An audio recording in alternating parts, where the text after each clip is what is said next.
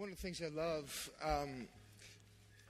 this is my favorite for me, because the vast majority of worship is, how do I say this without having to explain too much? The vast majority of worship is, it's preference driven. Now, we're all called to live lives of worship in response to what the gospel, in response to what this radical revolutionary love story of Jesus, and how regardless of who we are, but what he's done and who he is in our life, and how that's completely changing us from the inside out, creating something brand new. We're called to live a life in response to that reality, to that truth, and biblically we call that worship. Now, how we worship, it's all preference, whether we stand or whether we sit, whether we kneel or whether we have arms raised.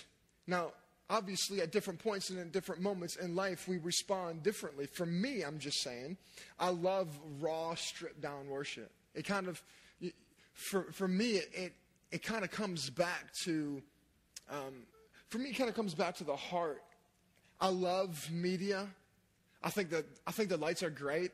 I think the stuff that Bryce and Ethan and Justin and the whole tech crew, I think the stuff that they do and the work and the effort they put in and week out to create these worship experiences, I think that they help us engage in a worship experience even deeper. But there's moments to strip things back and just the raw simplicity of just worship. And to me, those are just special moments. And so that's kind of what this month is going to kind of play itself out to be. But we're starting a new conversation tonight.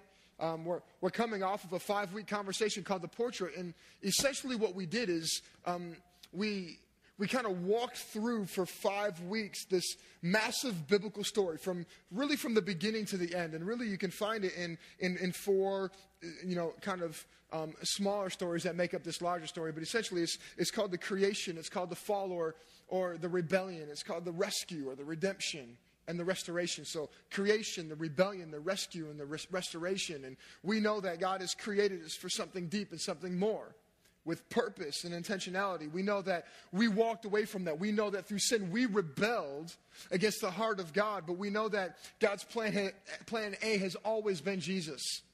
And so God sends his son, Jesus, to redeem and to rescue us, so to bring us back into life, beginning to make more sense, and ultimately restoring us into what we originally created to be in the first place. That is the entire biblical story from start to finish. And so as we move out of that biblical narrative, what I said last month was, it's kind of like a flyby, if you will, like a 35,000-foot perspective. If you fly over the Grand Canyon at 35,000 feet in an airplane on a clear day and you look down, you can see the terrain shift to more of the red rock, and you can see this massive hole, this massive canyon in the middle of the ground. And if you're like me, or if you just have a pulse, period, you look down and you realize, I've seen that, I've experienced it from this height before, but I really want to experience it in depth. And so we long to one day go back. For what it's worth, I've never been to the Grand Canyon, but I've seen it many times flying over it. I cannot wait. I long to be on a donkey going down the side switchbacks of the Grand Canyon, getting down the river. You know what I'm saying? I cannot wait to experience the Grand Canyon. I've never done that. But as we experience it kind of from this 35,000-foot flyby, the hope and the goal has always been that we would drill into these stories to experience them and to explore them at a deeper level and a deeper nuance. And we're going to do that this month with one of the facets. And so we ended last month with the reality and with the concept that we were created to partner in this story. Not only were we created to partner in this story, but we actually have a role in this story. Now, how many love Halloween? How many love Halloween? Yes? Raise your hand. Awesome. Okay, there's like 4 of you guys. How many grew up? Be honest. How many grew up? I'm going to make fun of you, so I'm letting you know this. Raise your hand if you were told growing up that Halloween was bad. Be honest. Yes, I was growing up. I was growing up. I was taught growing up that Halloween is bad. Okay, that's dumb. Okay, I love your parents. It's not reality. In fact, I wasn't allowed to trick or treat growing up for a while until my parents finally realized that I'm missing out on all the free candy, you know what I'm saying? And so we're raising our sons differently. We're going out, and we have all of our friends over for Halloween, and we kind of do this, this big deal, but everyone goes trick-or-treating in our neighborhood. And last year, my son, Ryder, he's 4 years old. Ryder he was Spider-Man. He's Spider-Man. How many like Spider-Man? Yes? Yes, Spider-Man. So Ryder was Spider-Man. Now here's the deal. My son Ryder, if you guys know Ryder, he's shy and he's bashful and he can be reserved. But when he knows you, he opens up. My son can be crazy, right? Okay? He thinks he's Shaun White. He's 4 years old. He started riding a bike on his own. We got this little toot scoot which teaches you how to balance, and he rode it. And one day Michelle looked outside and he was riding his friend's bike without training wheels. The dude's crazy. He took his toot scoot off a top flight of stairs, flipped all the way down, stood up, put his arms up and said, "I'm okay, I'm Shaun White." He thinks, my son, my 4-year-old son, he's crazy, okay? But when Ryder put on his Spider-Man Halloween outfit, what's amazing about a kid is instantly in that moment, he's Spider-Man, right? Instantly in that moment, he's Spider-Man. Now, he knows who he is. And here's what I love about kids. As obviously I'm a father, and as my sons continue to get older, you learn more and more about kids that you just didn't know without having kids before. But one of the things I love about kids is just their massive innocence. And as a 4-year-old, my son knows who he is. In fact, studies show that my 4-year-old son is only going to become more of who he is right now.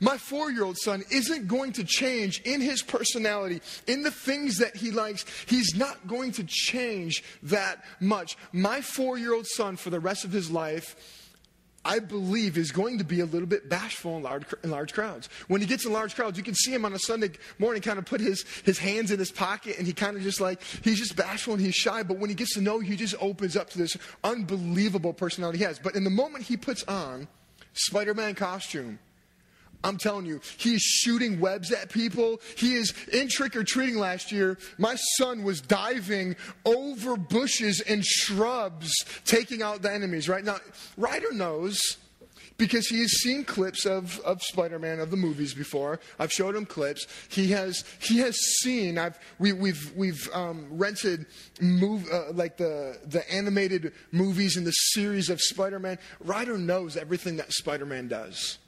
He knows. And so the moment he puts that Spider-Man outfit on, he is restoring humanity back to its proper place. And he is going all out. But even though he's wearing that Spider-Man outfit, and in that moment he can become Spider-Man, so to speak, my 4-year-old son still knows who he is. He knows who he is. And in really the very simplest and most innocent forms of knowing his identity, my 4-year-old son knows who he is. Now, I said this before. What I love about kids is they know who they are. And again, it's very simplest form, and with complete innocence, kids know who they are. So there's been a study done, and it's been proven that 6 and 7-year-olds, if you were to ask a 6 and a 7-year-old to tell you through a picture who they are, the vast majority of 6 and 7-year-olds will draw for you a picture of their family dynamic. So if you were to ask a 6 or 7-year-old to draw a picture of who they are, they would draw a picture of their family dynamic. And so I asked Adam to find some of these, and so we looked up. Adam, go ahead and put one of these up. We just Googled. So for instance, take this kid. And what I love about this is, unfortunately in this picture, most often the kids they even know the different heights of their families. So the vast majority of pictures, dad's always the biggest. Now, unfortunately, dad's not bigger than mom in this picture, but dude's got a big head in this picture, okay? So it still shows that daddy's big in this picture. But look at what's incredible about this child's family dynamic. And here's what the study reveals. The study reveals that 6 and 7-year-olds, when asked to draw a picture that defines who they are, and oftentimes revealing their family dynamic, what the study revealed is they cannot hide who they are and their family dynamic. For instance, this child's family dynamic, based on this, is Mom and dad are smiling. They have a happy family. Obviously, have a little brother. They have a great family experience. Go to another one. What's another one we have here? Or not? Here we go. This one, what's amazing is I'd love to see the study on and why the different colors. Right? Because I would assume that's mom in the red, right? Does she have two eyes? I can't see. And what's coming out of mom and dad's head, right? And she obviously believes that her little brothers are aliens. But again, what's amazing with this picture is they're happy. So the family dynamic is revealed. They're happy. Go to the next picture. Here's their family. Here's another one. Again, daddy's big, mommy's next big, and then there's her sibling and or his sibling. Again, family dynamic reveals they cannot hide what's going on at home. Go to the next one. For instance, I believe this is going to be one that shows the negative side. So for instance, what's going on in this 6 or 7 year old's life? We don't know, but look at everybody's face. Everyone's crying. Everyone's sad. Even tiny little baby's sad. And so mom's holding a little baby. We don't know. We don't know what's going on in the family, but it would appear, and we might even be able to assume that dad potentially has walked out of the family. Maybe in this picture, family was sad, and so 6 or 7 year old little girl or little boy drew this picture, said this picture was hanging out in the room potentially, and then at a later time, maybe dad walks out and she goes back and she X's dad out of the family to even further reveal what's going on in the family. And again, what's amazing about the innocence of a 6 and a 7 year old, what's amazing about the innocence of a kid is they cannot hide what's going on inside. So thanks for those pictures, guys. The point is this, simply.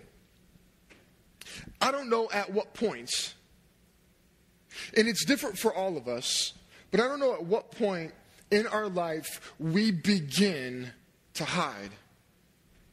I don't know at what point in our life that we begin to put walls up and create these facades and allow people to see that which we want them to see, so they really don't know what's going on inside. It's different for everybody. Sometimes it happens through events. There might be an event in someone's life that they begin to hide. It could be situational. But something happens. For instance, if you were to take a 14-year-old, and you were to ask the 13 or 14-year-old to do the same exact thing, or you were to ask a 35-year-old to do the same exact thing, the pictures would look much different, wouldn't they? They'd be much more complex.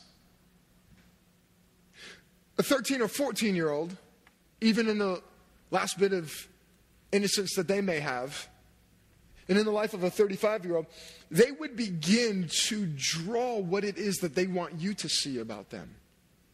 Or even potentially what it is that they think you want them to be. And so enter this incredibly vast conversation that exists in Scripture. It's this conversation about our identity. Now, as we move into this conversation, this next 4 weeks is going to be a conversation completely on our identity. Now, some of you might be like, you're still talking about identity? We always talk about our identity. My response to that would be, there's nothing else to talk about. There's nothing else to talk about. In fact, the reason why we talk about identity so much here is because we don't talk about it anyplace else.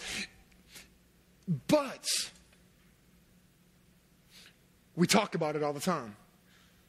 The reason why we talk about identity so much here is because we look at our identity through the truth of the Scriptures and through the lens of the gospel, and yet we always talk about our identity without talking about our identity.